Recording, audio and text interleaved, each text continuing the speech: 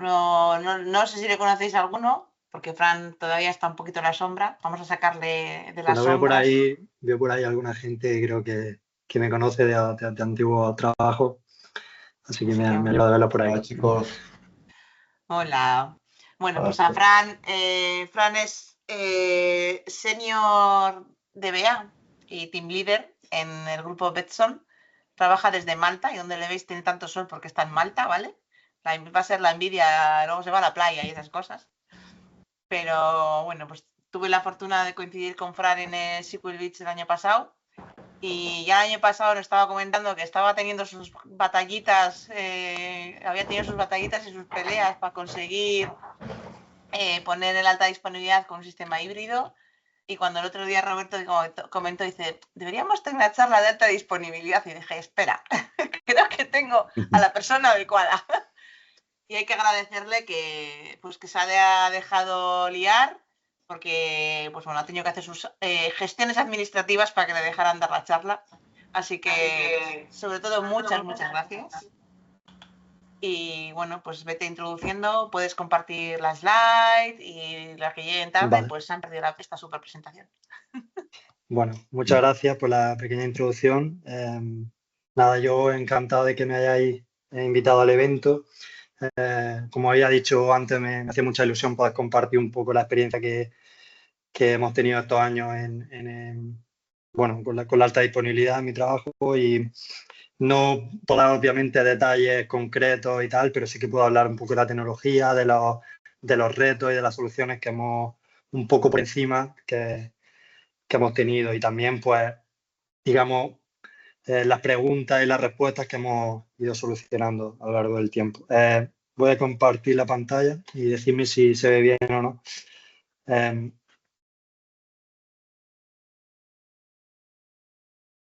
Yes. Perfecto, Fran. Vale. Estás en modo no presentación. Vale, exactamente. O sea, tengo que darle aquí, ¿no? Y cambiar la pantalla. Darle a Y Display cambiar. Settings. En ¿Perdona? Display Settings arriba. Sí. Ahí, Change, Swap. Vale, Va, ahora ahí. sí. Vale, bueno, antes que nada me gustaría también pedir un poco disculpas por si a veces mezclo un poco el inglés con el español. Como ya ha dicho Cristina, llevo pues casi 5 años en Malta trabajando y no estoy acostumbrado a hablar de los términos técnicos en español. O sea, a mí, por ejemplo, alta disponibilidad, pues nunca lo digo high availability, por ejemplo. Así que si alguna vez mezclo, pues perdonadme un poco ese jaleo. Bueno, hoy va a ser vengo a hablar de la alta disponibilidad y continuidad de negocio en SQL Server, estrategias para entornos híbridos, pero antes que nada, pues bueno, una pequeña introducción. Cristina ya ha dicho un poco acerca de mí. Soy Senior SQL Server DBA con más de 9 años de experiencia y actualmente, pues, perdonad, esto es el Slack del trabajo. Dame un segundo que voy a deshabilitar Slack, porque si no me va a dar un poco de jaleo. No se han enterado que te estábamos requiriendo. Dame un segundo que voy a deshabilitar la notificación.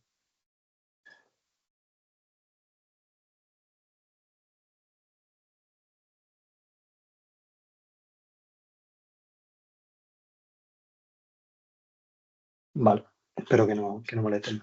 Voy a volver a compartir la pantalla. Y no sé si está otra vez en modo... Perfecto. Bueno, está no. perfecto. Vale. Perfecto. Vale. Bueno, pues como iba diciendo, soy Senior SQL Server DBA. Actualmente estoy desempeñando la posición de Team Lead en Betson Group. Para aquellos que no conozcan Betson Group, pues es una casa de apuestas y actualmente pues el patrocinador de equipos como Boca Juniors o el Inter de Milán. Bueno, ahora he pasado a una posición un poco más de manager, digamos, pero sí que estos años ha sido una posición muy técnica la que he tenido. Entonces, pues he podido trabajar mucho con alta disponibilidad sobre todo y, bueno, también un poco con rendimiento, etcétera. Abajo he dejado mi correo y el link de LinkedIn para aquellos que quieran conectar conmigo.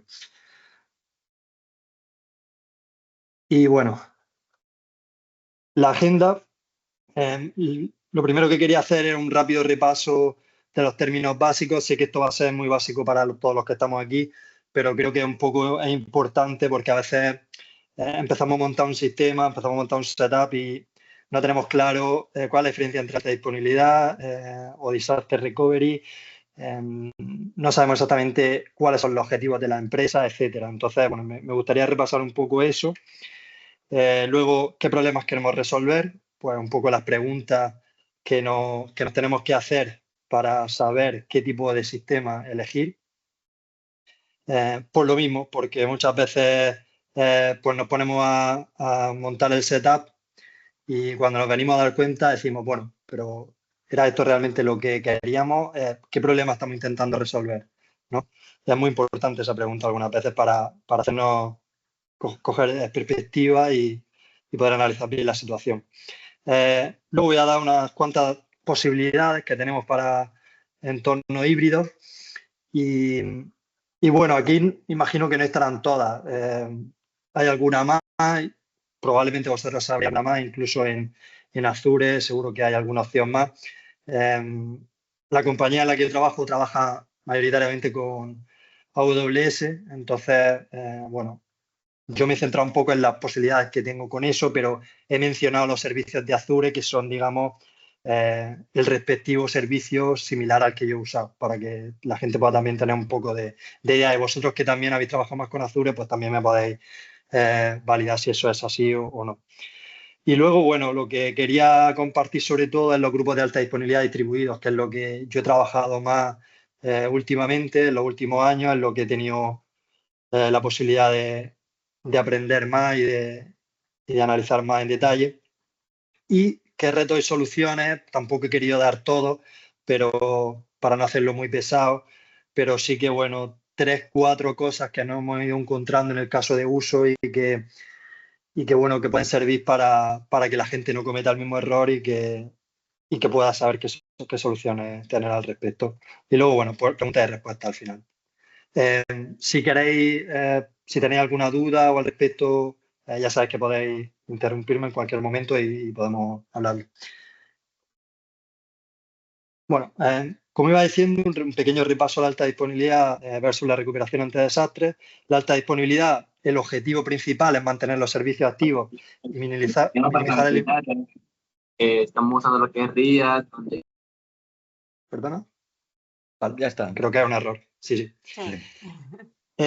Bueno, como iba diciendo, la alta disponibilidad, el objetivo es mantener los servicios activos y minimizar el impacto derivado de la incidencia. O sea, aquí lo que buscamos es a cualquier coste intentar que los servicios sigan activos mediante alguno de los mecanismos, pues o bien failover o bien...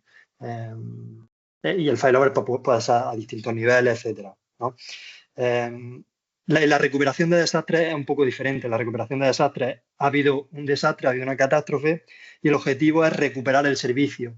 No es tan importante cuánto tiempo tardemos, aunque sí que lo es. Al final, la compañía siempre quiere que lo hagamos en el menor tiempo posible, ¿verdad? Pero lo más importante es recuperar el servicio, porque a veces pues, puede ser bastante delicado, especialmente si no tenemos backups, si el backup ha sido comprometido, por ejemplo, en términos de seguridad también, etcétera. Y luego hay dos conceptos que se hablan mucho en la alta disponibilidad, en la recuperación de desastres, que son el Recovery Time Objective y el Recovery Point Objective. El primero, el RTO, se trata de cuánto tiempo pasa hasta que recuperamos el servicio o hasta que el servicio vuelve a seguir activo. Y, lógicamente, la alta disponibilidad, lo que, como hayamos dicho, el objetivo tiene que ser segundos o minutos. Es decir, queremos que la aplicación no deje de funcionar por una hora, por ejemplo, sino que ha ocurrido una incidencia y por alguno de los mecanismos que vamos a ver después, el servicio tiene que seguir activo a los pocos segundos o a los pocos minutos. De esa manera, pues, no habrá tanto impacto en el cliente ni en el servicio. En el caso de una recuperación ante desastre, queremos lo mismo, pero obviamente los retos pueden ser mayores porque hemos podido tener, por ejemplo, una catástrofe en el centro de datos y yo qué sé, por ejemplo, ha podido haber un incendio o una inundación. Entonces, pues puede ser que tardemos minutos o horas, ¿no? en recuperar el servicio, ¿no? Y luego el RPO, el Recovery Point Objective, es cuánto tiempo atrás tenemos que ir para recuperar el servicio. Es decir, o otra manera de verlo es cuánta pérdida de datos va a haber. Es decir, si recuperamos el servicio y han pasado muy poco tiempo, han pasado segundos, probablemente no hayamos perdido datos si no ha habido servicios que han intentado hacer cosas en la base de datos. Entonces, ese sería el objetivo, ¿no? Que idealmente sea cero, o sea, que no tengamos que irnos muy atrás, ¿no? Pero puede pasar que, por ejemplo, la copia más reciente que tengamos sea de hace 24 horas. Entonces, en ese caso, la pérdida de datos sería de 24 horas, ¿no? Entonces, el RTO y el RPO es importante que lo discutamos, que no tomemos la decisión nosotros, sino que sea una cosa que hablemos con la compañía. Esto tiene que ser una política de la compañía en la que se analice cuánto tiempo está dispuesto a esperar la compañía en estos casos, porque dependiendo de ese tiempo, que sea tanto RTO como RPO, podemos tomar decisiones acerca de qué tipo de alta disponibilidad y de disaster recovery vamos a utilizar, ¿no? No es lo mismo que nos digan, mira, nosotros podemos estar 3 horas sin la base de datos porque, bueno, un servicio que no es tan importante, etcétera. Pues vamos a tomar un tipo de decisiones. Pero si nos dicen, en caso de incidencia, como mucho, podemos esperar media hora. En ese caso tenemos que tener otro tipo de medidas de seguridad en marcha, ¿no?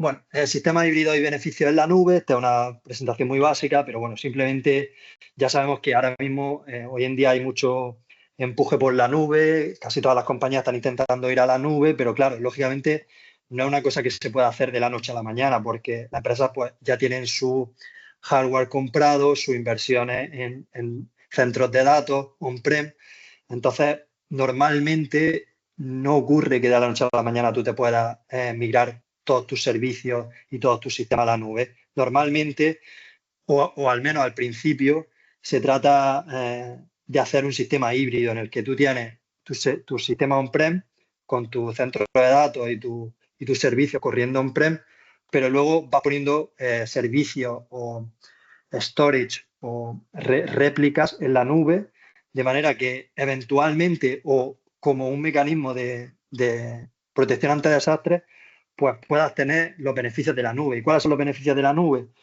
Pues ahí lo he puesto un poco, hay más, ¿no? Pero digamos que para mí los tres más importantes son la flexibilidad, o sea, nos permite mantener nuestro sistema on-prem, pero tener un sistema en el que eventualmente podemos hacer un failover y ya estar en el cloud, por ejemplo. Agilidad, es decir, es indudable que el cloud hoy en día, especialmente si, por ejemplo, utilizamos lo que se llama como infrastructure as code. O sea, si lo tenemos todo bien automatizado, pues podemos hacer despliegues muy rápidos de tanto almacenamiento como servicios, como features. Entonces, es mucho más rápido que lo que se solía hacer antes, que por ejemplo, si necesitábamos un nuevo servidor, pues había que escalarlo, crear un budget para ese servidor, que la compañía lo autorizara, comprar el servidor físicamente, que ese servidor llegara al centro de datos, que se instalara por parte del servicio técnico, etc., ¿no? Que se configurara y todo eso, pues, es mucho más ágil hoy en día en el cloud, ¿no? Entonces, si tenemos un sistema híbrido, siempre nos va a dar esa parte de agilidad. Y luego las herramientas, o sea, hay servicios que tenemos en el cloud que son difíciles de conseguir en on-prem. Por ejemplo, y ahí he puesto varios, ¿no? El infrequent storage, ¿no? O sea, almacenamiento que tenemos que puede pasar a distintos layers, puede pasar a distintas, digamos, escalas de servicios, o sea, puede pasar a un sistema que sea más barato, pero que tardemos más tiempo en recuperar los datos. Ese tipo de sistema o de almacenamiento, pues, no es tan fácil tenerlo on-prem. Y luego, pues, managed services, lambda functions, o sea, la cantidad de servicios que hay en la nube, pues, es increíble. Bueno, esos son un poco los beneficios de la nube. Y luego quería, como había dicho, enfatizar tenemos que pararnos a pensar a veces qué problema queremos resolver, ¿no? Porque hay maneras de hacer alta disponibilidad y recuperación ante desastre hay muchas. O sea, hay muchísimas maneras, se pueden mezclar sistemas, muchísimos tipos de almacenamiento también. Entonces, no es conveniente que nos lancemos a la primera idea que tengamos, sino que tenemos que realmente definir cuáles son los problemas. Es decir, ahí he puesto algunas preguntas, por ejemplo, ¿queremos que las lecturas sean rápidas en otra zona geográfica o no?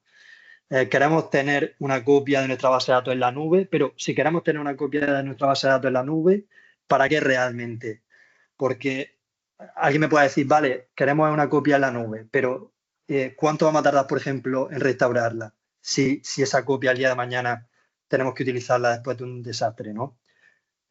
Si vamos a tardar en restaurarla 10 horas, a lo mejor la compañía hasta ya no lo puede asumir, entonces no es útil.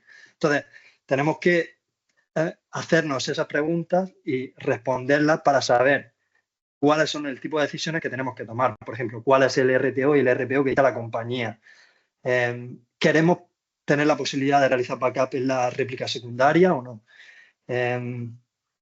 Por ejemplo, muchas veces queremos tener una réplica secundaria, pero una pregunta que tenemos que hacernos es, ¿tenemos algún servicio que realmente pueda ser read-only, que sea totalmente de solo lectura? Porque algunas veces los developers nos pueden decir, sí, este servicio puede ir a la réplica secundaria, pero eventualmente, si cambiáramos, a lo mejor fallaría. ¿Por qué? Porque a lo mejor el servicio normalmente 99% del tiempo lee, pero hay un 10%, hay un pequeño caso en el que escribe. Entonces no podríamos usar la réplica secundaria en esos casos. Entonces tenemos que analizar si realmente necesitamos una réplica secundaria, pero no solo eso, sino que la réplica secundaria puede ser utilizada por reporting y en ese caso a lo mejor no necesitamos que los datos estén sincronizados tan rápido, o puede ser por el propio servicio, pero si es el propio servicio, normalmente sí que requiere que haya menos latencia. Por ejemplo, si nosotros estamos persistiendo una transacción de un cliente y queremos consultar una tabla para saber si, por ejemplo, pongo el caso de la compañía, ¿vale? Si queremos saber si una apuesta ha sido ganada o perdida, no podemos consultar unos datos que no sean fiables. Entonces, eso también nos dicta qué tipo de copia secundaria queremos. Entonces, todo ese tipo de preguntas nos las tenemos que hacer y las tenemos que responder para, una vez que las tengamos, poder analizar y planificar nuestro setup. Por ejemplo, esta es otra buena pregunta. ¿Queremos tener la posibilidad de escalar o de hacer una migración a una versión superior de SQL Server? Bueno, pues esas son algunas preguntas que creo que es importante tener. Y ya sin tardar más tiempo, voy a intentar dar un poco las distintas posibilidades que hay en el mundo de la alta disponibilidad del disaster recovery, que hay muchas y seguramente alguna me habré dejado en el tintero. Y como he dicho, si queréis interrumpir y proponer y discutir acerca de alguna posibilidad en concreto, pues podemos hacerlo. Bueno, el primero sería log shipping, que log shipping es tener unos jobs en la copia primaria, en nuestros setup on... Vale. Tener unos jobs en nuestro setup on-prem que vayan haciendo backup periódicos de nuestro log y los vayamos mandando a la réplica que tenemos en la nube. Y esa réplica iría restaurando los logs y dejando la base de datos en restoring o en standby. Si la deja en standby, se puede leer. O sea, puede ser una manera de escalar la lectura de alguna manera. Entonces, ¿cuáles son los pros y los contras de esta opción, ¿no? Los pros, bueno, es una protección ante desastres que es efectiva y que es barata porque los shipping lo podemos hacer con Standard Edition en SQL Server, con lo cual ya nos ahorraríamos la parte de la licencia y luego no necesita clustering. O sea, la copia secundaria puede estar en otro clúster o puede estar en un standalone instance. Y simplemente necesitaríamos ir restaurando los logs, con lo cual la parte de configuración es bastante sencilla. Nos va a llevar tiempo la parte de planificar los jobs, etcétera, ¿no? Que eso tenemos que hacerlo de una manera pues, muy meticulosa, pero no tendríamos una configuración complicada en el sentido de por ejemplo, cuando tenemos clustering en el que tenemos que configurar el quórum o que tenemos que configurar la red o la VLAN, etcétera, ¿no? Los pros es que puede permitir lectura en la secundaria, es decir, y pongo con matices porque, por ejemplo, y están los contras, no se puede leer en la réplica secundaria si es una versión mayor de SQL Server. O sea, si tenemos on-prem 2017 y en el cloud tenemos 2022, por ejemplo, no podríamos leer de la réplica secundaria. Aparte de eso, pues las contras, por ejemplo, no es una solución de alta disponibilidad. ¿Por qué? Es una solución de disaster recovery. ¿Por qué no es de alta disponibilidad? Porque si ocurre algo en nuestro setup on-prem, no hay nada, no hay ningún tipo de clúster, no hay ningún tipo de mecanismo que vaya a garantizar que nuestra base de datos automáticamente pase al cloud. ¿Qué tendríamos que hacer en ese caso? Pues tendríamos que promocionar la base de datos que está en el cloud manualmente como copia principal, pero sería una intervención manual. Entonces no se puede considerar alta disponibilidad, porque alta disponibilidad normalmente consideramos cuando el proceso es automático y pasa sin que tengamos ni siquiera que intervenir. Es una cosa muy rápida. Luego, otra de las contras, que esto a lo mejor a la gente puede no saber lo que es, pero luego vaya a entenderme cuando vaya a los otros sistemas, es que no se puede hacer daisy chaining o multi-hop. Lo que quiere decir que yo no puedo enganchar otra segunda réplica de la réplica secundaria. O sea, yo no puedo decir, vale, tengo mi setup on-prem replicado en el cloud y ahora quiero que ese cloud replique a otra región dentro del cloud, por ejemplo. Eso no se puede hacer. Entonces, es una limitación, ¿vale? Pero bueno, los shipping es una cosa que lleva mucho tiempo funcionando y que da bastante buenos resultados si lo que queremos solamente es disaster recovery, por ejemplo. O queremos tener lectura en la secundaria, pero por ejemplo, con reporting en el que no importe mucho la latencia, porque esa es una de las contras también que he puesto, que la latencia va a depender también basado en los jobs que tengamos de restauración de los logs. Si cuanto más frecuente, pues menos latencia, pero no es nunca igual que, por ejemplo, un grupo de alta disponibilidad, una availability groups, por ejemplo. Luego, otra posibilidad que tenemos es lo que en inglés se llama stretch cluster, que simplemente es crear un Windows Server File Loader cluster entre dos centros de datos. Por ejemplo, nuestro centro de datos on-prem y el centro de datos en la nube. Claro, eso decirlo es fácil, pero hacerlo es un poco más difícil. ¿Por qué? Porque tenemos que conectar, tiene que haber conectividad de red entre los dos clusters.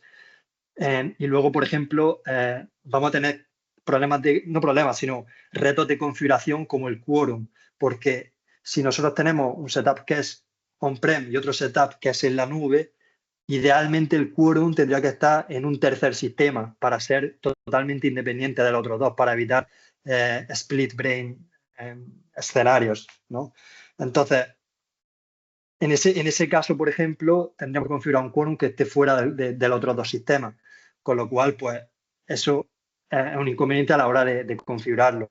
Luego también, si queremos utilizar instancias cluster, ¿no? Failover cluster instances, que se llaman en inglés, pues claro, aquí he puesto un pequeño diagrama en el que tenemos un SAN que es local a nuestro on-prem, que lo tenemos aquí, un SAN que sería local al cloud.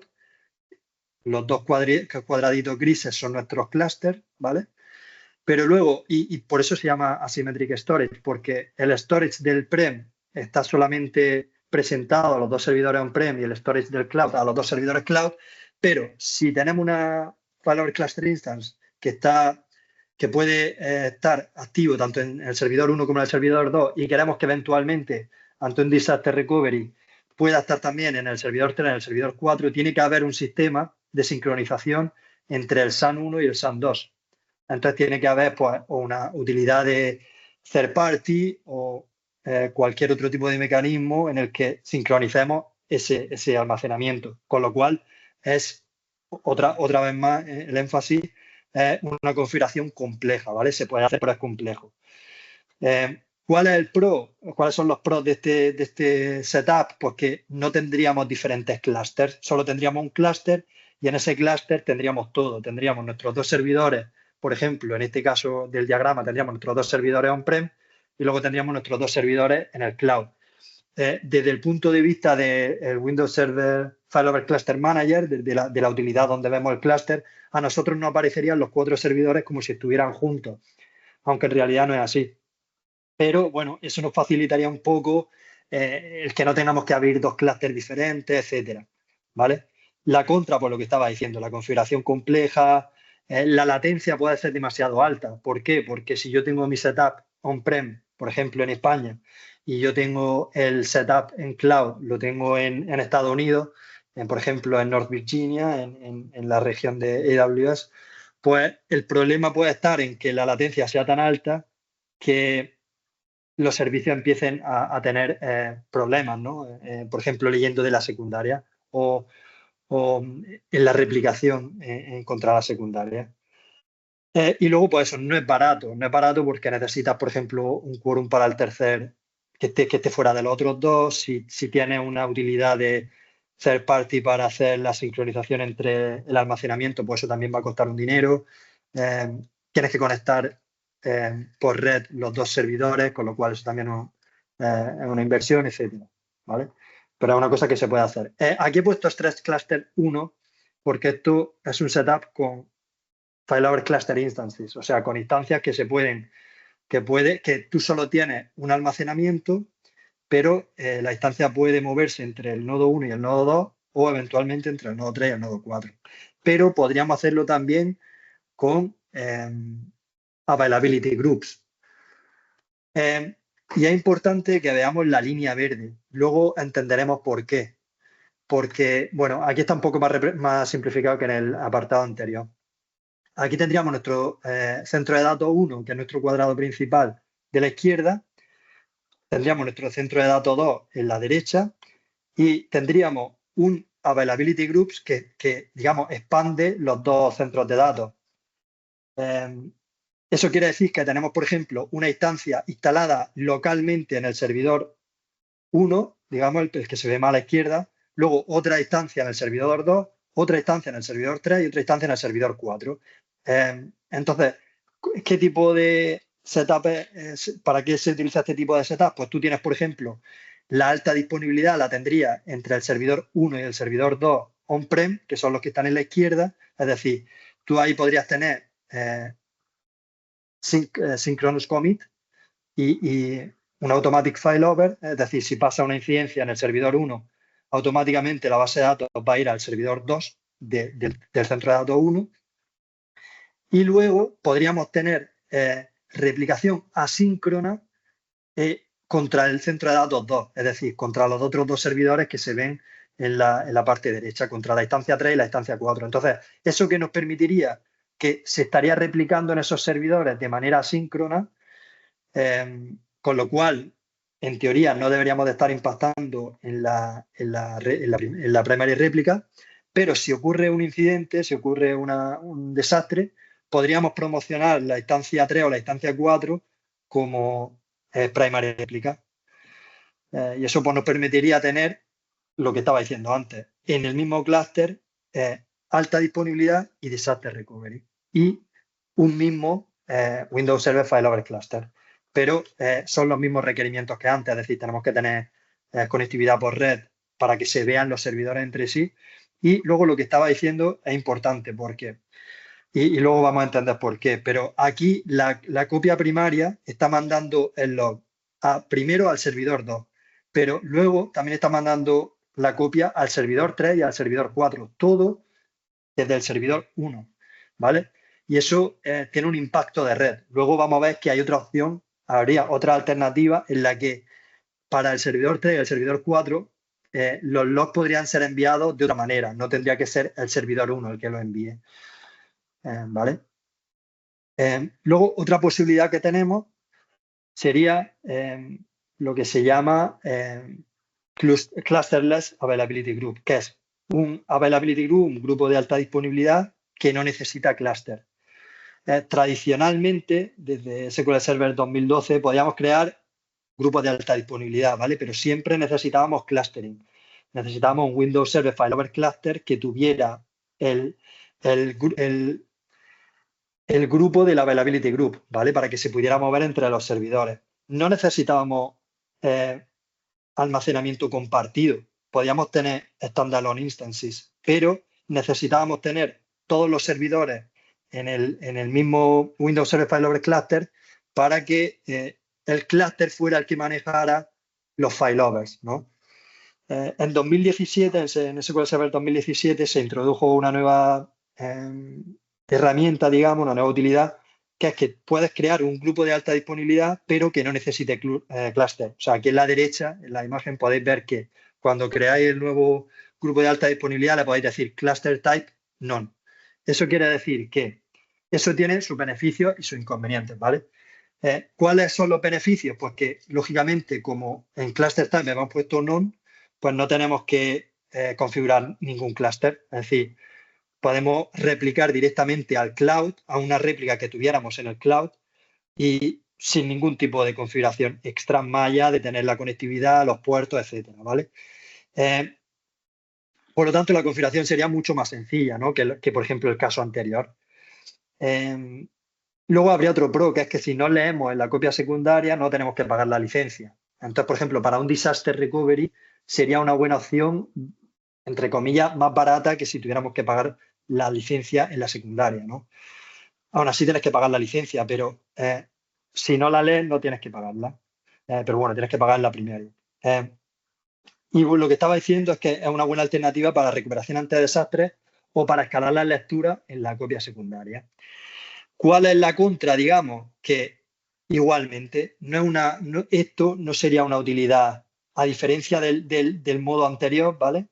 En el modo anterior, si ocurría algún problema en nuestro setup on-prem, ya tuviésemos failover cluster instances o tuviéramos grupos de alta disponibilidad, la instancia o la base de datos iban a moverse automáticamente al segundo servidor on-prem. En este caso, si solo tenemos una copia principal y estamos replicando en la nube con este tipo de availability group, no hay un automatic failover. Es decir, solo podemos hacer un failover a las réplicas secundarias de manera manual. Por lo tanto, no es una alternativa para la alta disponibilidad. No podemos confiar en que si estamos durmiendo y hay un incidente, la copia de nuestra base de datos va a ir automáticamente a la nube.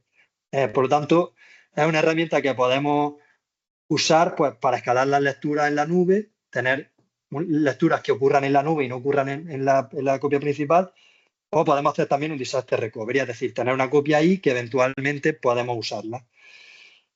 Otra de las contras es que el listener, como no hay cluster, tenemos que crearlo manualmente y si hiciéramos un failover a la copia secundaria en la nube, tendríamos que recrear el listener apuntándolo a la copia secundaria.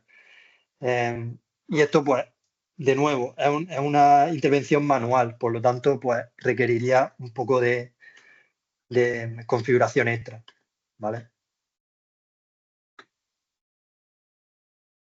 Luego llegamos, digamos, a la posibilidad que yo quería hablar un poco más, que es el Distributed Availability Groups, ¿vale?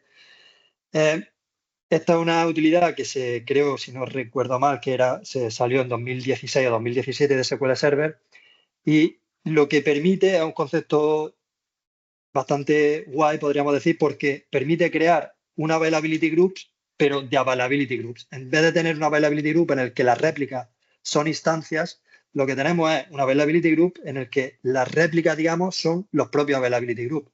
Por ejemplo, si os fijáis en la imagen, ¿vale? Tenemos un Windows Server Failover Cluster, que sería nuestro setup on-prem.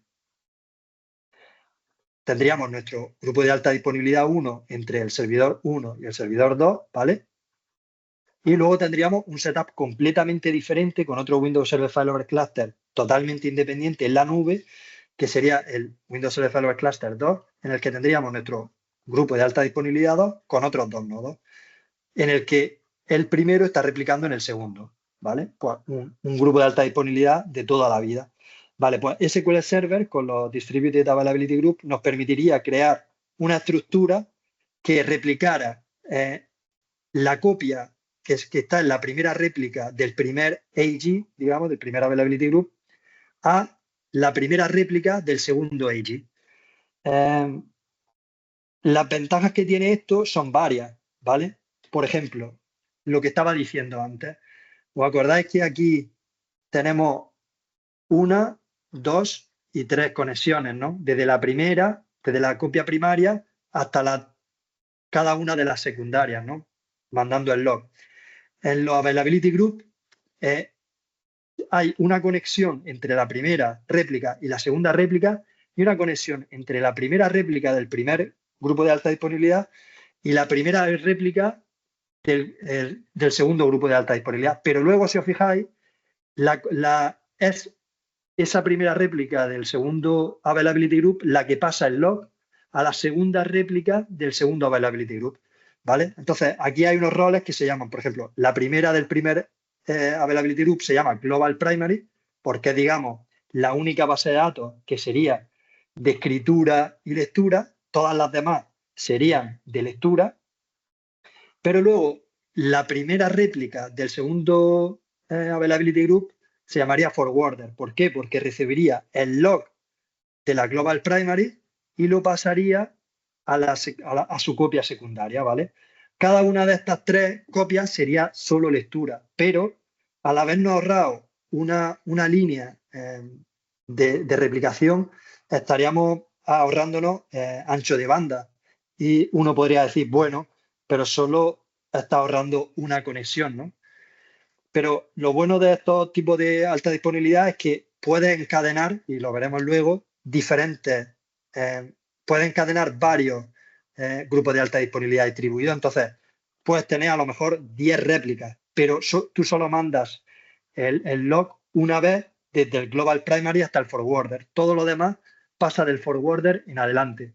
Por lo tanto, ahorra ancho de banda, especialmente si tienes un setup en el que tu base de datos está on-prem y el resto de setup está en la nube, pero está, por ejemplo, muy lejos geográficamente.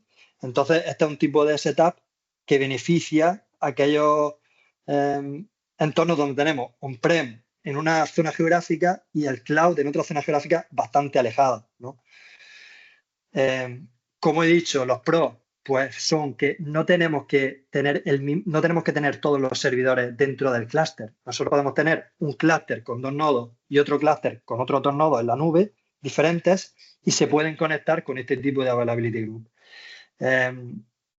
Otra de los beneficios es lo que estaba diciendo, que al poder poner estas réplicas muy lejos geográficamente, tienes una manera de que las lecturas puedan ser muy eficientes si los servicios se van a mover a esa otra zona geográfica también, ¿vale? Y también nos permite tener las dos cosas al mismo tiempo. Nos permite tener alta disponibilidad y nos permite tener disaster recovery. ¿Por qué? Porque si ocurre algo en la primera, en la Global Primary, automáticamente la base de datos va a pasar a la secundaria y va a ser la Global Primary. Automáticamente, sin que nosotros tengamos que hacer nada. Entonces, es un sistema de alta disponibilidad en sí mismo, en la parte on-prem, digamos. Y si ocurre algo a nivel, un desastre, una catástrofe, podríamos hacer un failover manual al forwarder. Podríamos decir, no, queremos que la copia pase de la copia principal al forwarder. Tendríamos que hacer un comando que es force failover with data loss, o sea, tendríamos que hacer un failover manual asumiendo que se puede perder algo de datos, ¿no? Pero podríamos hacerlo en caso de un incidente. Por lo tanto, nos brinda, digamos, toda la flexibilidad posible. Tenemos alta disponibilidad y disaster recovery. Bueno, aquí he puesto se puede construir, es un error. Lo bueno que tiene este sistema también es que es muy flexible, es decir, puedes crear tu alta disponibilidad en on-prem, no tiene por qué ser con Availability Groups. Y me explico, tú puedes tener tu SAN donde tienes instalado un failover cluster instance que se mueve entre el servidor 1 y el servidor 2, ¿vale? Y puedes crear un grupo de alta disponibilidad en esa instancia cluster, aunque solo contenga una réplica, que es esa instancia cluster, ¿vale? y crear un grupo de alta disponibilidad en la nube que tenga, por ejemplo, 2 standalone instances con una availability group de toda la vida. Entonces, en este caso, por ejemplo, podríamos tener un sistema muy híbrido, que es tener una instancia cluster on-prem y tener 2 instancias standalone unidas con un availability group en la secundaria. Por lo tanto, te permite todo tipo de setup. Es muy flexible. Una de las cosas que es importante recordar es que podemos tener diferentes versiones menores de SQL Server. Es decir, en el setup on-prem podemos tener SQL Server 2017 Cumulative Update 15, por ejemplo, hasta el 15. Y en el grupo 2 podemos tener SQL Server 2017 Cumulative Update 31, por ejemplo, y funcionaría perfectamente. ¿Podríamos tener una versión superior de SQL Server en el grupo de alta disponibilidad de la nube? Se podría tener y está contemplado como un posible escenario para escenarios de migraciones. O sea, tú tienes, por ejemplo, tienes todas tus instancias en 2017, ¿vale? Las 4 que estamos viendo aquí, por ejemplo, para poner un ejemplo, y tú en un momento dado podrías decir, vale, quiero pasar a SQL Server 2022, ¿no?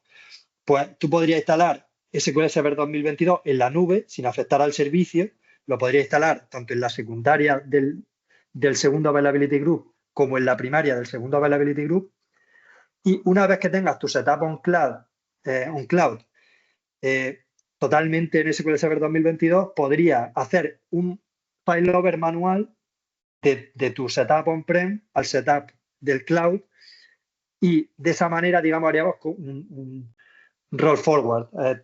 Migraría a una versión superior simplemente haciendo el failover. ¿Cuál es el inconveniente? Que no puedes volver atrás. Es decir, si haces ese failover para hacer la migración y pasa cualquier cosa, no puedes volver a la versión 2017, no puedes volver otra vez al grupo de alta disponibilidad 1. Por lo tanto, es un poco arriesgado, pero es una opción, especialmente si tienes una copia que eventualmente puedas restaurar por si algo sale mal. Y luego, otra cosa que es importante especificar es que solo está permitido tener esa diferente versión de SQL Server, por ejemplo, 2017 y 2022 en la nube, para ese tipo de escenarios, para escenarios de migración. ¿Por qué? Porque la copia secundaria nunca estaría disponible, estaría siempre en restoring.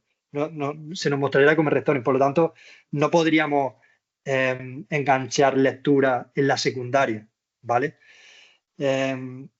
Y por tanto, ese escenario en el que tenemos diferentes versiones de SQL Server solo es en la práctica útil para hacer migración, ¿vale?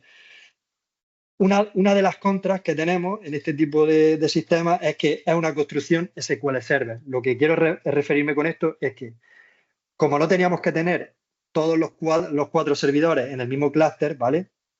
Nosotros no tenemos un servicio que veamos en el Windows Server Failover Cluster Manager. No vamos a ver el grupo de alta disponibilidad distribuida ahí.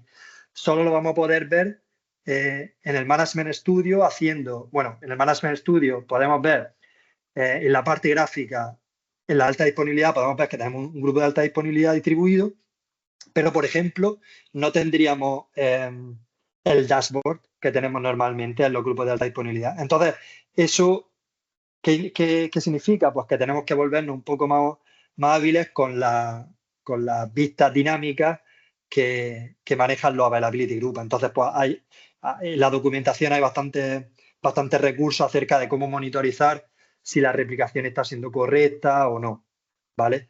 Pero tenéis que tener en cuenta eso, que es una construcción SQL Server, es decir, el Windows Server Failover Cluster aquí no pinta nada. Es una replicación que SQL Server la está manejando por sí misma. Otra de las contras, pues que solo está disponible en Enterprise Edition. Entonces, no es barato. No podemos ponerlo, por ejemplo, en una Standard Edition, ¿vale? Y otra de las contras, que es una diferencia con un grupo de alta disponibilidad normal, es que nosotros normalmente, cuando teníamos un grupo de alta disponibilidad normal, nosotros podemos crear un listener y podemos redirigir de manera, digamos, fácil y automática la lectura a la base de datos secundaria, ¿vale? Nosotros pondríamos application intent igual true, ¿vale? En la cadena de conexión de los servicios que queremos que vayan a la copia secundaria, y si tenemos bien configurado el read-only routing, se va a ir directamente a la secundaria.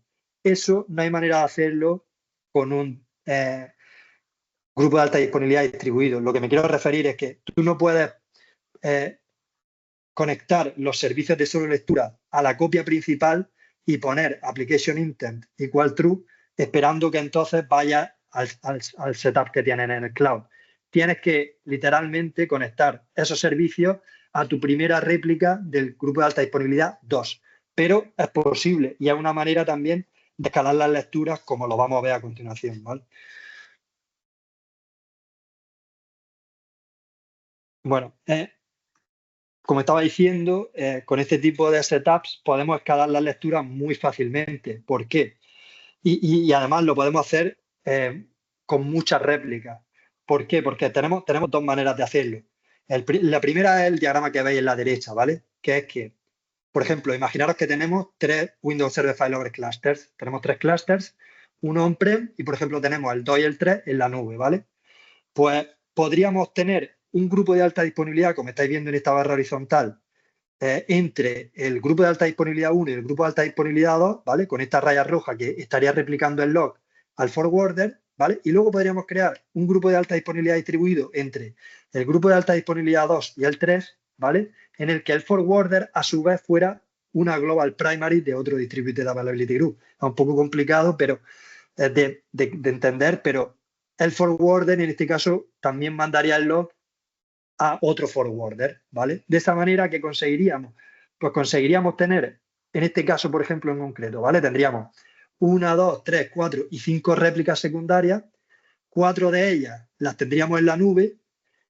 En realidad, si te pones a pensarlo, a nivel de red solo has mandado una vez el log, pero desde ahí has podido mandar el log a otros, tanto localmente a una secundaria, a una copia secundaria, como a otro setup en la nube, por ejemplo, en otra zona geográfica, y entonces distribuye, digamos, el consumo de red.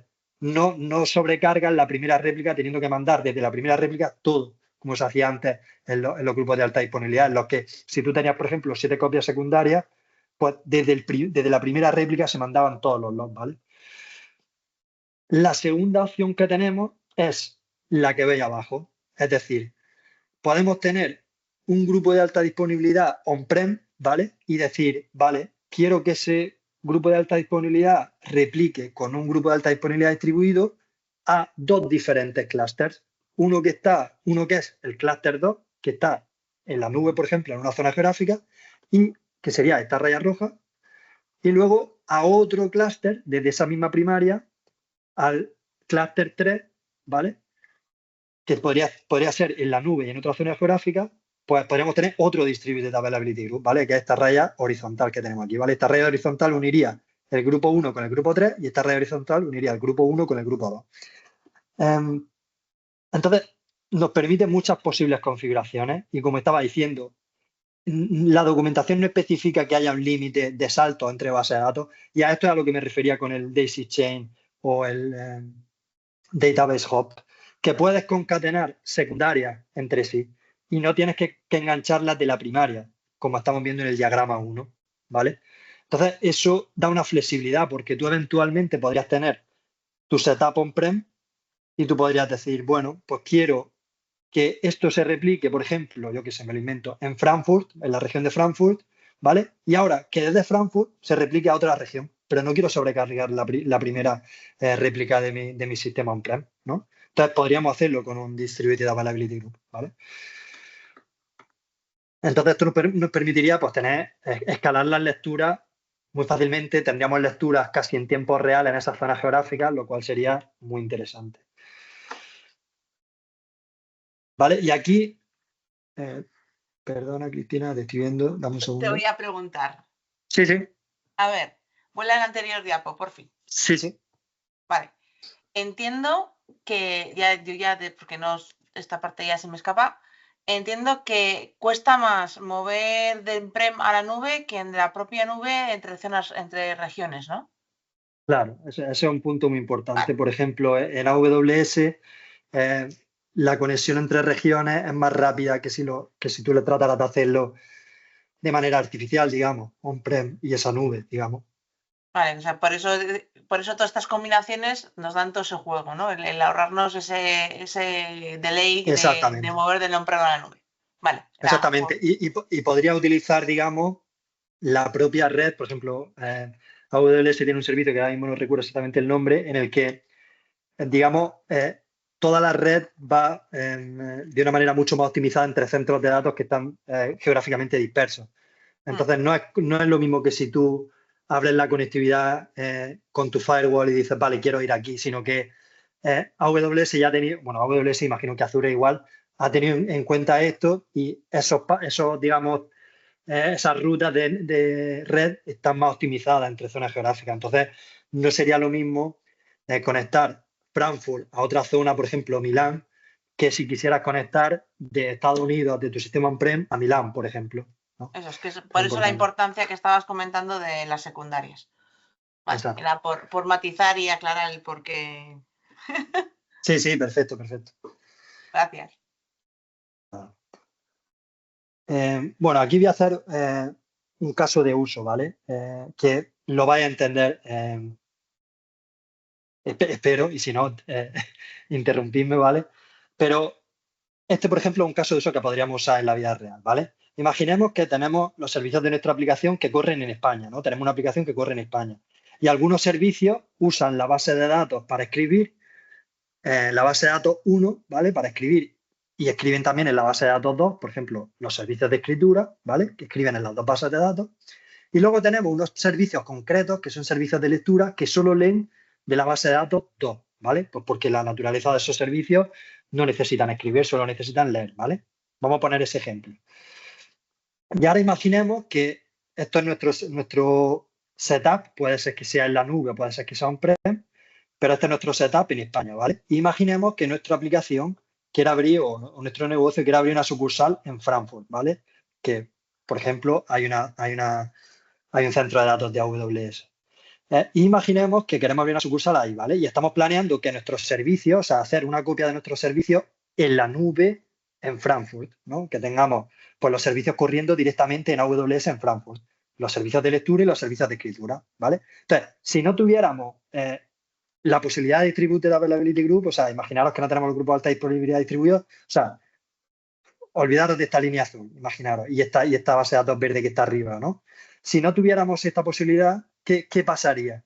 Pues que esos servicios desde Frankfurt tendrían que escribir en la base de datos 1 y 2, y los servicios de lectura tendrían también que leer desde la base de datos 2 de España, con lo cual eso sería tiempo en latencia, es decir, tendríamos que tener una latencia de red entre Frankfurt y España que ocasionaría un pequeño delay, o pequeño o grande, dependiendo de nuestra infraestructura de red, ¿no? ¿Qué alternativa, por ejemplo, podríamos hacer con un Distributed AG, con un grupo de alta disponibilidad distribuido? Podríamos crear un grupo de alta disponibilidad distribuido y replicar la base de datos 2 en la nube, ¿vale? Y esa base de datos sería de solo lectura.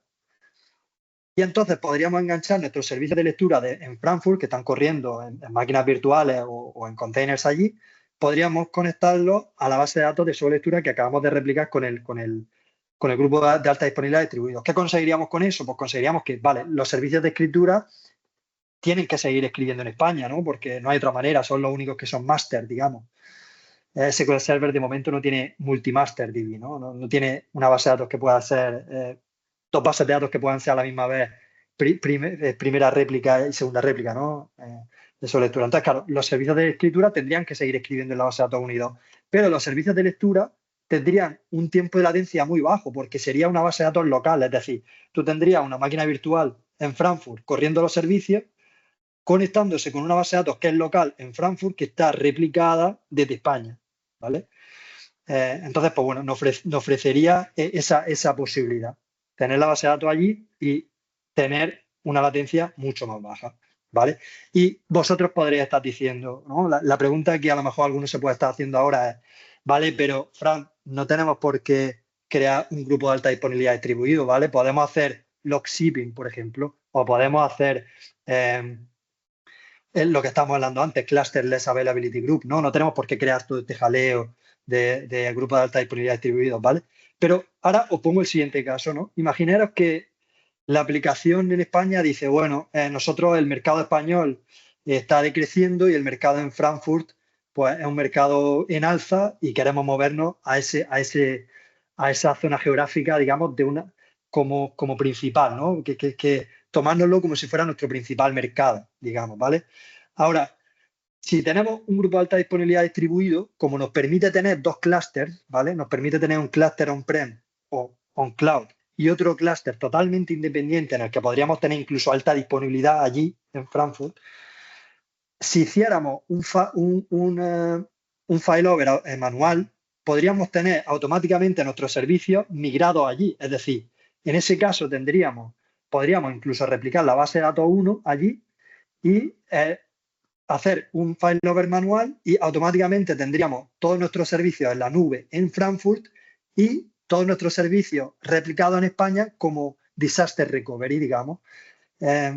¿Y qué nos permitiría eso? Que como tenemos un clúster allí en Frankfurt, podríamos tener, por ejemplo, alta disponibilidad allí. Allí podríamos haber tenido 2 o 3 réplicas y automáticamente cuando migremos tenemos esas 2 réplicas. El problema que tenemos, por ejemplo, con Lockshipping es que tú puedes promocionar la secundaria como primaria, pero digamos, está aislada, está aislada, es decir, no tenemos esa copia no se convertirá automáticamente en una primera réplica de una availability group allí, ¿vale? Estaría sola, digamos. Pero si tienes un grupo de alta disponibilidad distribuido, podrías tener un clúster allí en Frankfurt con 2 réplicas que fueran en sí mismas una availability group. Entonces, una vez que haces el failover, tu setup es exactamente el mismo que tienes en España. Entonces, te da mucha flexibilidad porque en el caso de que en un futuro quieras moverte a otro mercado, te permite promocionar tu servicio allí de una manera pues prácticamente igual que lo tienes en on-prem, ¿vale?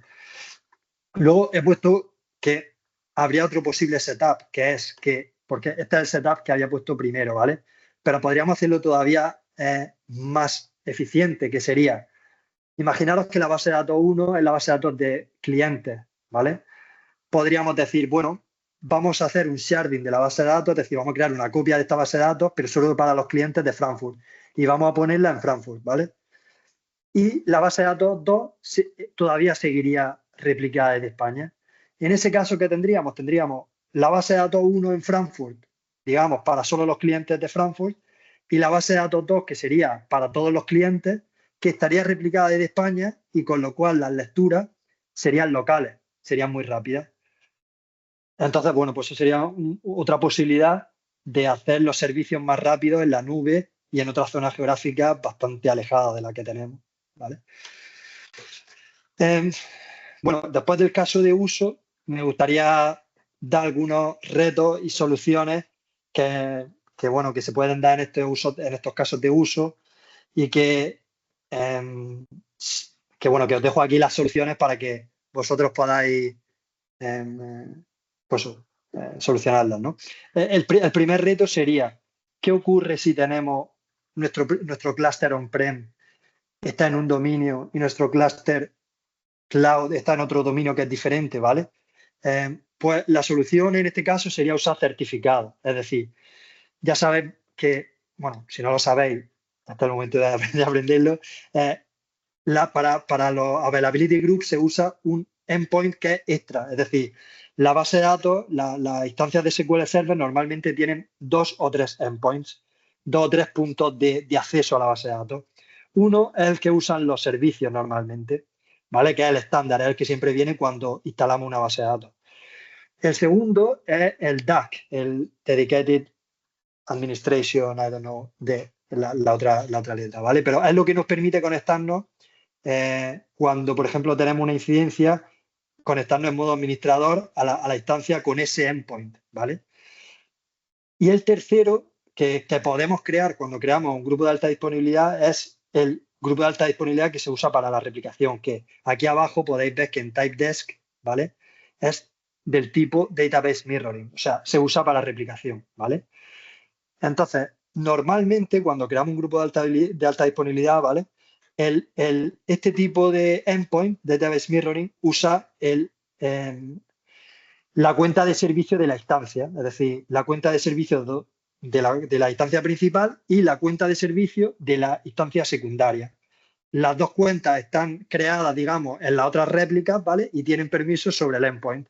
Entonces, normalmente eso cuando hacemos el availability group con el wizard en la GUI del Management Studio, normalmente todo eso se crea transparente a nosotros. O sea, se crea un endpoint, se crea la cuenta de servicio en las otras réplicas y se da permiso sobre el endpoint, ¿vale? Y nosotros no tenemos que tocar nada. ¿Por qué? Porque normalmente las cuentas de servicio están en los mismos dominios, etcétera. Pero ¿qué pasa si, como estaba diciendo, en el clúster on-prem, nuestros servidores 1 y 2, por ejemplo, están en el dominio 1 y los servidores que tenemos en la nube, pues por temas de seguridad, por temas de política de la compañía, están en otro dominio de nuestro Active Directory? Pues ¿qué pasa? Que no podemos usar aquí abajo tenéis otra columna que se llama Connection Auth Desk, que es qué tipo de autenticación usamos para el endpoint, ¿vale? No podríamos usar el Active Directory, el Windows, ¿vale? Porque no pertenecen al mismo dominio. Entonces, la solución sería crear certificados, ¿vale? Entonces, para crear certificados, aquí he puesto la solución. Si os vais luego os lo puedo enseñar, pero si os vais a la página de la documentación os dice cómo hacerlo, ¿vale? Ahí están los pasos, ¿vale? Pero sería crear una master key en la master, crear un certificado, hacer backup de la clave pública del certificado, crear o alterar el endpoint usado para el availability group para que use el certificado. Y aquí a la derecha os he puesto un ejemplo porque vosotros podréis decir, vale, pero es que yo el availability group ya lo tengo creado. Entonces, ¿cómo modifico ahora que están todos mis servicios corriendo? ¿Cómo modifico ahora el endpoint?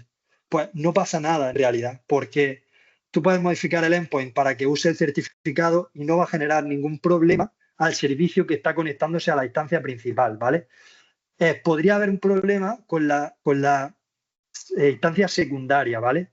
Pero si todo está en orden, es decir, si los certificados los hemos importado en las cuentas, en las réplicas secundarias, etcétera, en el momento que hagamos esto, que corre en segundos, o sea, menos de un segundo, no va a pasar nada, o sea, va a seguir funcionando. Y como decía, como los servicios no usan este endpoint, los servicios usan otro endpoint para conectarse a la instancia, nosotros podemos alterar este endpoint todo lo que queramos. Lo único que podemos afectar es la replicación, lo único que podemos afectar es cómo se replica esta instancia en la copia secundaria, pero nunca vamos a afectar al servicio que está corriendo en la copia principal, por ejemplo. Entonces, vosotros podríais hacer un alter endpoint y especificar en Authentication el certificado que hayáis creado en el apartado 2, ¿vale? En el punto 2. Si no estaba creado el endpoint, pues por eso he puesto aquí crear el endpoint, ¿vale? Y crearlo directamente con el certificado.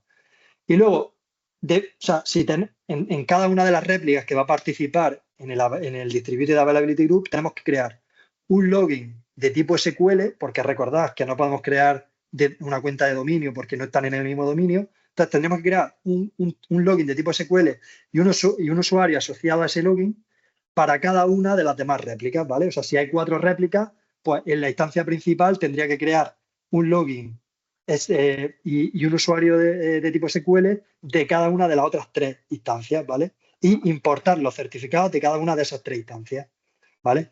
Aparte de eso, tengo que dar permiso sobre el endpoint, sobre esos logins creados, ¿vale?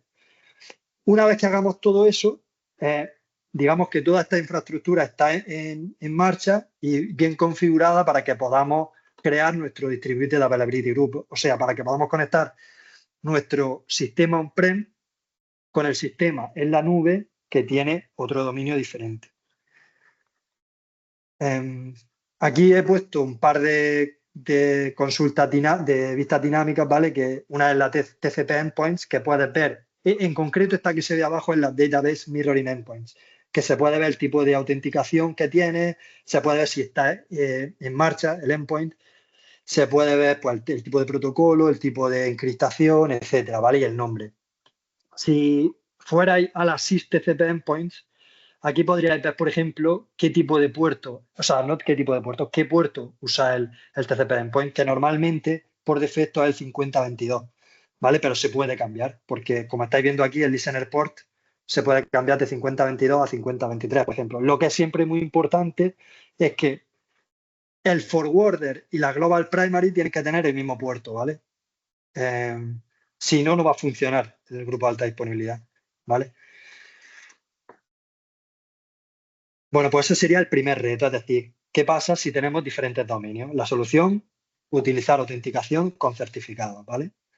¿Cuál sería uno de los segundos retos, ¿vale?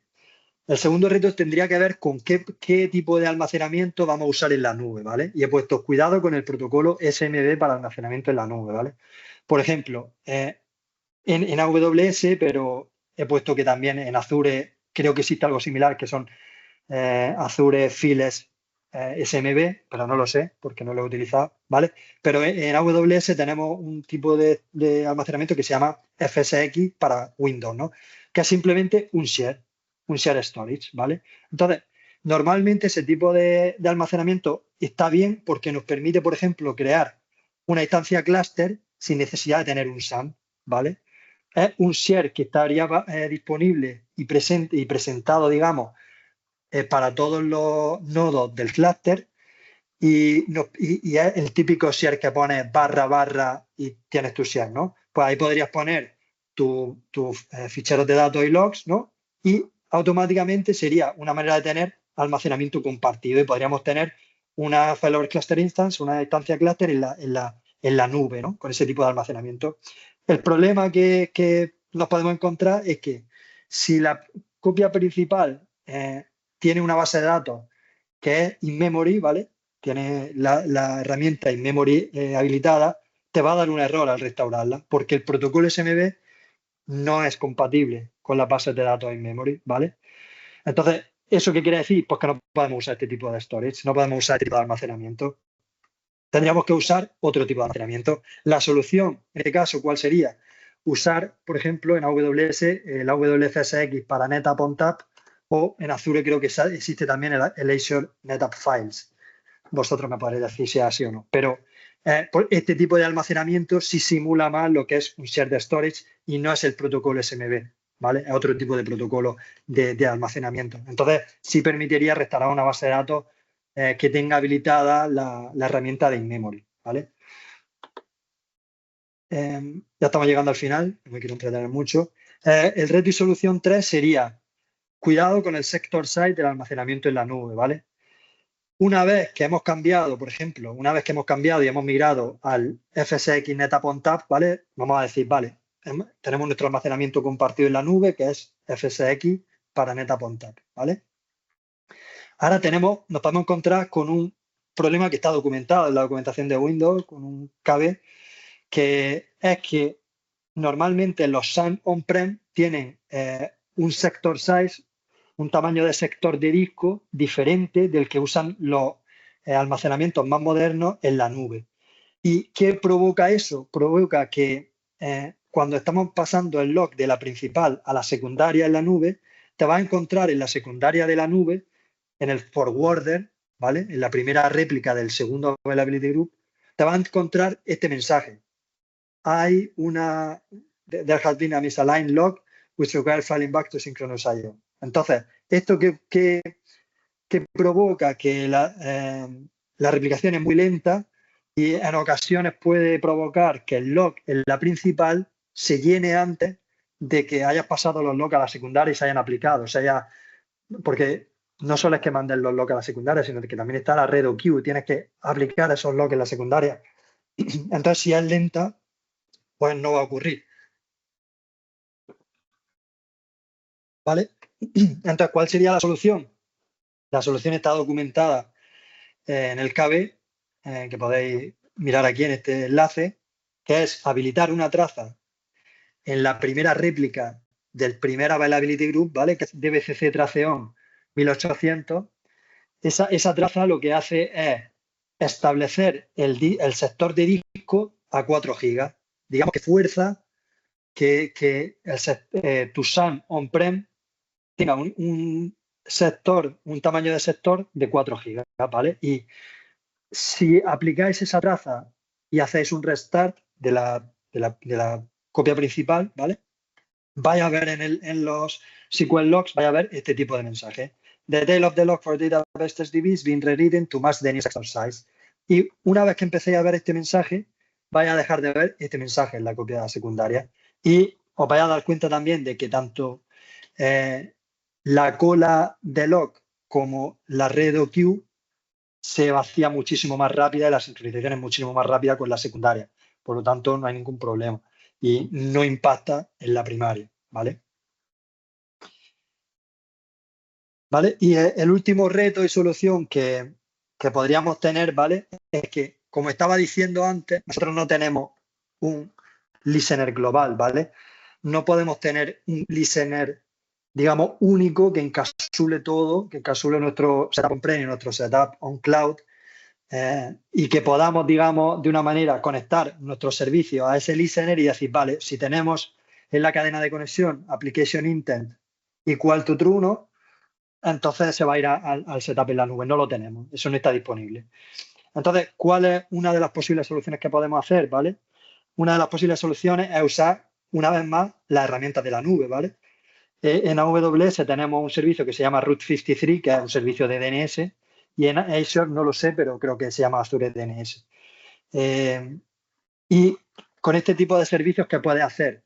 Puedes crear un DNS compuesto, es decir, ¿qué podríamos crear? Podríamos crear, he puesto aquí un ejemplo abajo, ¿vale? Podríamos crear un alias, que es el que vamos a dar a los developers para que pongan en sus conexiones, en sus cadenas de conexión, y ese alias va a contener dos endpoints por debajo, que son el listener o el nombre de la primera réplica con un weight, con un peso de 1, ¿vale? Siempre vamos a poner el peso 1 donde queremos que ocurra la escritura o donde queremos que vayan en sí los servicios y un peso 0 en el pasivo, ¿vale? Entonces, ¿qué tendríamos? Nosotros le daríamos este endpoint a los developers, le daríamos esta cadena de conexión, this SQL endpoint, ¿vale? Pero en AWS Route 53 nosotros tendríamos que ese endpoint por debajo tiene dos endpoints y que dependiendo de cómo hayamos asignado los weights, los pesos, pues va a ir a un setup o a otro. Si hemos asignado el peso 1 al on-prem, pues irá al on-prem. Si hemos asignado un peso 1 al cloud, pues irá a un cloud. ¿Y cuál es el beneficio de esto? Pues que el día de mañana, si, como estaba diciendo, queremos migrar a la nube, ellos nunca van a tener que cambiar ya sus servicios. Sus servicios están conectados con el alias, ¿vale? Que nosotros le hemos dado, pero nosotros por debajo, ya sea en AWS o en Azure, cambiaríamos el peso para que fuera, digamos, al otro setup en lugar del setup que teníamos antes. De esa manera es transparente para los servicios, transparente para los developers, pero nosotros tendríamos el control y podríamos manejar a qué setup podría ir las conexiones, ¿vale? He puesto que es importante, pero bueno, esto imagino que lo sabéis, si no, pues nos podemos detener un poco, que cuando tiene en la nube, por ejemplo, en AWS tenemos el concepto de Availability Zone, ¿no? AZ. Entonces, que tiene, si tú creas, por ejemplo, un clúster que tiene dos zonas, dos AZs, están en dos subnets. Entonces, eso quiere decir que tu instancia normalmente va a tener dos IPs, ¿no? Dos IP. Entonces, si no ponemos multisubnet failover equal to true en la cadena de conexión, ¿qué va a pasar? Que algunas veces va a ir a la IP activa y otras veces va a ir a la IP pasiva y vamos a tener timeouts. ¿Por qué? Porque si nuestra instancia tiene dos IPs en la nube, no quiere decir que las dos estén activas, quiere decir que una está activa y la otra es pasiva. Entonces, la única manera de decirle al servicio, escucha, tienes que esperar dos IPs y solamente una está activa, es poniendo este parámetro, ¿vale? Multisubnet failover equal to true. Entonces, el servicio va a esperar dos IP y va a probar las dos y la que esté activa va hacia esa se va a encaminar, pero no va a dar un timeout, ¿vale? Y luego la otra, pues es que la application intent tiene que estar en read-only si nosotros hemos puesto que los servicios vayan a la nube y la réplica que tenemos en la nube es de solo lectura, ¿vale? Si es de solo lectura, aunque sea el forwarder, que es un poco contraintuitivo, ¿vale? Aunque sea el forwarder que está pasando logs a otras copias secundarias en la nube, las dos son de lectura, ¿vale? Entonces tenemos que establecer en la configuración del Availability Group local de la nube, tenemos que habilitar que se pueda leer, ¿vale? Es decir, que tenga la capacidad de aceptar lecturas, pero aparte tenemos que poner application intent read-only si hemos establecido que solo se pueden hacer read-only connections, ¿no? O sea, conexiones de solo lectura. Si no, pues también nos va a fallar, ¿vale? Entonces es importante que manejemos esos parámetros cuando tratamos con cadenas de conexión que van a veces a la nube y a veces on-prem. Os podéis estar planteando si este parámetro, el multi-signet failover true, falla si tú tienes un single subnet cluster, o sea, un clúster de toda la vida en la que solo tienes una VLAN, digamos, una subnet, y no falla. De hecho, Microsoft te recomienda que lo uses porque puede ser hasta más rápido si usas multi-subnet failover equal to true. O sea, entonces, no habría problema en poner esta cadena, este parámetro siempre, o sea, independientemente de que los servicios vayan al setup on-prem o al setup cloud, ¿vale? O sea, podéis poner, lo podéis poner siempre, el multi-subnet failover true, solo lo podréis poner en aquellos servicios que vayan, lógicamente, a réplicas secundarias de solo lectura, ¿vale? Bueno, pues eso ha sido un poco todo. No sé si lo he dicho muy rápido, si ha sido muy complicado, no sé si tendréis alguna pregunta, pero bueno, si la Ha sido tenéis, muy pues completo, o sea, yo hay un momento que es el juego de pongo, quito, ha sido a mí me ha encantado, Fran, me ha encantado. Dale. Ha estado muy bien, además, cubres un caso de uso que, aunque no lo has hablado directamente, muchas empresas tienen varios data center on-premise o tienen infraestructura en la oficina y un data center y luego un tercero en la nube, y ese caso también quedaría cubierto igual, sin ningún cambio con la infraestructura que has pintado. Entonces, ese es muy interesante. Bueno, ahora si Bueno. todos tenéis, si alguno tiene una duda, una pregunta, un comentario, podéis abrir micros, podéis abrir cámaras, que Fran nos ponga cara. Exacto. Bueno, la verdad que es un tema complicado. Yo cuando empecé con el tema de los grupos de alta disponibilidad distribuidos me hacía un jaleo porque tienes dos grupos de alta disponibilidad a la vez. Al mismo tiempo, esos dos grupos de alta disponibilidad tienen sus réplicas, entonces es un poco complicado. Es como una cadena, una cascada de grupos de alta disponibilidad y un poco complicado al principio de entender. Pero una vez que pillas el concepto, pues y tienes las queries para analizar si todo funciona correctamente, pues es más o menos, entre comillas, sencillo. Mira, nosotros hay caso que tenemos servidores activos pasivos, o sea, clúster, Sí. y luego ya tenemos el grupo de alta disponibilidad. Y luego, claro.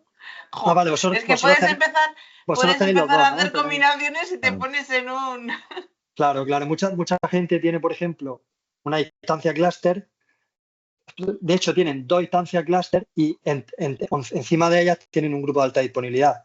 Que digamos que eso ya te protege de todo, porque tienes, digamos, la alta disponibilidad a través de la instancia clúster, que puede estar entre los nodos pasivos, pero luego te permite ese failover manual a la secundaria si quieres algo, si quieres, por ejemplo, hacer una migración en uno de los servidores, si quieres mover los recursos a otro servidor porque el servidor tiene cierta presión, etcétera. Entonces, es una configuración muy compleja, digamos, cara también, porque necesita Enterprise Edition, necesita el Share Storage también, el almacenamiento compartido, pero bueno, te ofrece un montón de flexibilidad. Al final es lo que estaba diciendo. Sí, tú puedes tener lo que quieras, pero pues, tienes que pensar cuáles son los casos en los que lo vas a necesitar y si realmente está justificado por la empresa, ¿no? Luego hay un detalle importante, Fran, no sé si lo has dicho, que hablabas en todo momento de que la réplica de solo lectura, si no es de solo lectura, es gratuita. Y eso siempre y cuando tengas Enterprise y tengas el software Assurance. Software Assurance, sí. Si no tienes software Assurance, igualmente tienes que pagar la secundaria y ya por la que se pueda leer, que ya la estás pagando. Vale, sí, eso lo había leído. No lo tenía 100% confirmado, pero sí, me quería sonar que tenías que tener el software Assurance. Sí, eso te aseguro que es así. Sí, es así. Vale. Eso es. De todas formas, yo estaba utilizando lo que has comentado antes para el tema de migraciones. Actualmente estamos en empresa. un proceso de recycle y funciona muy bien, ¿eh? Es una pasada. O sea, usarlo para migraciones es Sí, la bueno, verdad que eso y es una alegría usarlo así. Te lo facilita todo muchísimo. De hecho, estábamos pasando 2016 a 2019 y pues súper rápido y guay, funciona. qué bien.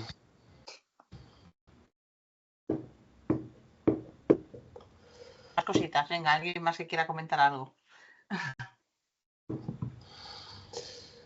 Yo La no verdad es tenía que ni yo, idea de Fran, me ha esto, la encantado, verdad. Nos has dejado con la boca abierta. Sí, una pasada, la verdad. Sí, sí. Sí, mañana Todo practicar. además muy Mañana bien por la mañana aterrizado, practicar en el cole. muy bien aterrizado y para todo el mundo. O sea, muy bien. Bueno, muchas Es gracias para haberse a todos, la dado verdad, por haber 2 o 3 escuchado. veces esta, ¿eh? Sí, sí, es Sí. complicadilla, es complicadilla. Mira, De hecho, no he querido entrar en código y todo eso para no hacerlo todavía más complicado, pero Sí, Y sí. estaba preocupada porque me decía que igual eran 40 minutos solo. sí, al final me lía. Pues y esto ahora podría dar mucho más, ¿eh? sí, da para lo que queramos. Vamos. Ahora que ha dicho eso, Guillermo, te voy a quitar la pantalla y voy a compartir yo. Fran, Sí, recordad claro. que tenemos el canal de YouTube SQL Server Español, SQL Server Español todo junto, donde queda esta sesión quedará subida en unos días y tenéis todas las sesiones que hemos tenido antes también. Perfecto. Aquí las... Y luego que no lo hemos dicho al inicio, bueno, que está el logo de Fortnite en las presentaciones porque es el que nos proporciona el Teams y el ecosistema de los encuentros mensuales. Nuestro Así que patrocinador, sí. Ya somos un evento serio con patrocinadores y todo. no exigimos mucho, ¿eh? Ni ellos tampoco. A ver cuándo nos mandan camisetas. Sí. Ay, en fin. Y bueno, ya que estoy compartiendo, recordaros, este fin de semana, si estáis por ahí, NetCoreCon Barcelona, podéis ir a ver a Cristina, que tiene charla. Súper interesante. Y bueno, ya No, pues me están saliendo si lo por puedo aquí. automatizar todo, lo voy a automatizar, ¿eh? ¿De qué? Cuéntanos un poco, Cris, ¿de qué es tu charla? Hazte autopublicidad ahí. Pues Una va cosa, eso, va. perdonad, es que me tengo que ir. Vale. Muchísimas gracias por todo. Y Robert, como siempre, un fenómeno. Francisco, Gracias, me ha Felipe. contado, me has contado. Y Muchas Cristina, gracias, Felipe. ahora que empezaba ella, yo me voy, pero supongo que también es un crack, como Robert. Gracias, Felipe, encantado. Hasta luego. Hasta luego. Hasta luego, Felipe. Adiós. Nada, pues yo simplemente que voy a hacer una charla con Nelson, que es de la comunidad de Fabric, y vamos a hablar de automatización, de documentación, que es la parte que más coñazo, perdonad la palabra, de todo proyecto, es la parte de documentación.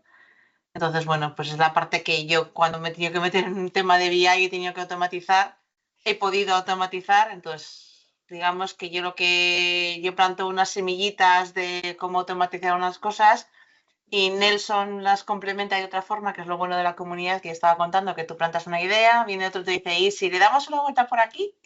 Y si entonces se va haciendo una cosa cada vez más grande. Y bueno, yo voy a dar eso sobre el tema de cómo automatizar cosas, del SSIS, sacar documentación del SSIS de forma automática, de la documentación de las bases de datos, todo esto low cost, claro, ¿eh? A ver, que quien quiera pagar PeerView que pague, pero yo voy a la parte low cost de make yourself, para que veas que soy también meto palabras inglesas. Dale. Me he sentido muy raro, hablando a la vez español e inglés. La verdad es que no me quiero ni ver. No, lo has hecho muy bien, ¿eh? Nada, ha Muy estado bien. perfecto. Ha estado perfecto. Muy bien. Pero esto lo vas a hacer Quien se online. acerque a la NetCoreCon que venga a o- saludar. No, este evento. Esto es en Barcelona, ¿no? Este es en Barcelona y es presencial, es gratis para el que esté por allí y quiera ir. Quedan pocas entradas, hay que reservarlas, pero es presencial. Sí, luego tienes el de Valencia. Y hablando de Valencia... eventos presenciales, ya queda nada para un mesecito para el evento presencial de Valencia, que tenemos por aquí más gente que va a ir. Esto es el evento de eventos, lo estamos llamando así ahora ya, porque se ha convertido, esto empezó como un evento del grupo de usuarios de Access Y luego invitaron a los de Power BI, a los de Excel, y ahora este año también viene gente del grupo de usuarios de Azure, vamos de SQL, y al final, como hemos reservado el hotel entero para el evento, pues vamos a hacer distintos eventos, pero vamos a estar todos juntos. Va a haber tracks tecnológicos por cada una de las tecnologías, pero luego a la hora de comer, de cenar, de todo, vamos a estar todos juntos. Entonces, pues, fijaos el cartel que tenemos. Hay más de 20 MVPs confirmados, gente de la comunidad de siempre. Aquí Pues, hay alguien del Vayendo. público por ahí, he visto. hay que ya alguien del está público por ahí Fernando, que está en el está público. Fernando, efectivamente. A Y, ver. y ahí vamos a estar. Es un hotel con piscina en primera línea de playa. Este evento también, lo que es el evento en sí, no tiene coste. Hay que costearse, obviamente, el hotel, que lo que nos cobra el hotel y por las comidas. Pero la verdad es que hemos negociado un precio excelente para 4 días en un hotel en primera línea de playa con piscina y con todas las comidas. Así que si queréis, si os animáis, vamos a tener 4 o 5 charlas de SQL seguro y aparte pues todas las demás y todo el networking que vamos a hacer ahí. Pues bueno, pero es que Vale. mayo viene, preparaos que mayo viene. Mayo viene fuerte. Viene fuerte. Porque, Por eso yo no voy a este. porque después Pero- tenemos en Madrid espera, otros 3 Sí. en la misma Pero semana. antes de acordaros que normalmente nosotros queremos hacer los encuentros mensuales el segundo martes del mes. Por tanto, sería el 13 de mayo. ¿Vale? O sea, recién salidos de Valencia, ¿eh? Sí, El martes tendréis charla. el 13 Como de hoy. mayo tenemos evento de los nuestros y luego hay otros eventos por aquí, por Madrid, que Sí. ya contaremos el mes que viene por no Sí, saturar. porque ya no. Pero bueno, en medio tenéis la Semana Santa, en el que tenéis un montón de tiempo para leer todos los artículos de Roberto. Que colga un ¿Y los montón. tuyos? Y bueno, que lo dicho, acordaros que en el canal de Telegram podéis poner también vuestros artículos de blog si tenéis, dudas. Vamos, que es un canal abierto a todo el mundo, o sea, que no solamente tenéis que escribir Roberto o yo, y podéis contestar todos, podéis preguntar todos, animaros, que es lo que hace la comunidad, que esté vivo el canal. Y la verdad es que, bueno, pues poco a poco charlas como esta pues nos dan la vidilla. Así que, por mi parte, Fran, muchísimas gracias. De verdad que te pillé así a traspié, yo creo que con las defensas bajas dijo, sí, venga, me apunto. No sé en qué estaría pensando, Cristina. Nunca Pero más. ha quedado muy chula, muy chula. A mí me ha gustado. Ha quedado muy bien. Esta, en cuanto No, la no, pongamos muchas en el gracias, canal chicos. de YouTube, se la voy a enganchar a todos mis compañeros. ¡Hala! A verosla. Sí, la verdad es que se lo estaba diciendo por el backstage a Cristina. Yo creo que esta va a tener mucho éxito en YouTube. Es un tema que interesa mucho y es que además lo has explicado, Fran, para todo el mundo. O sea, da igual el nivel que tengas, que todo el mundo lo puede entender. Entonces está genial. Lo has hecho realmente bien. Nos ha encantado. Muchas gracias, la verdad. Me ha Y gustado Yo mucho que no la tengo nada, mucha idea, me he enterado, o sea que cojonudo. Mira, pues eso es lo importante. Explica de miedo, la verdad. Explica de miedo, Fran. Guille fue mi Gracias, becario gracias, en su Guille. día y sigue siendo Sí. el becario. Y sigo siendo. pobrecillo. su- Ahora Guille, vuela no libre, tiene- pero sigue siendo el becario. No tiene pinta Bueno, de sí, sí. becario, ¿eh? Es No, cierto, no. ¿eh? Durante Pues muchos nada, que años, ya- becario.